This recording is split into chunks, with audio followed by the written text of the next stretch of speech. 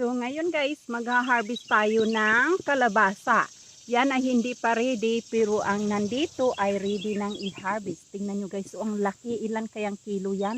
Pero ang i-harvest natin ay dito sa lupa. Dito tayo kukuha guys, ito ang i-harvest natin. Yan ang i-harvest natin. Ito ito. Kunin natin. At mayroon pang bulaklak ng kalabasa. Ito ang i-harvest natin guys dahil ready na ito. Ayan ang ganda niya. Ayan ang ganda. Ang ganda niya guys. Ang bigat. Ang bigat. Maligat daw ito guys, sabi nung bumili nung Sunday.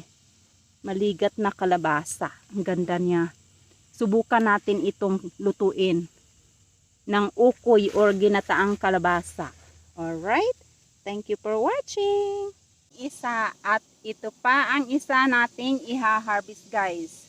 Alin ang i-harvest natin?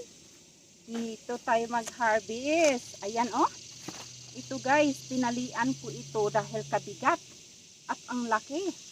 Kaya, laos yan.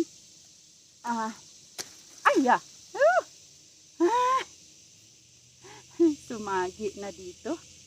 Ayan guys, binalot ko ito para walang bugs makapasok. Ang laki niya guys. Iwan ko kung ilang kilo ito. Hindi natin, makikilo din natin ito. Dalawa ang na-harvest ko ngayon. Yung isa hindi pa ready. Ang laki guys, grabe ang laki. Ang ganda. Ang ganda ng kalabasa natin guys. Ang laki. So, dalawa sila. Yung unang harvest na binta ko na guys.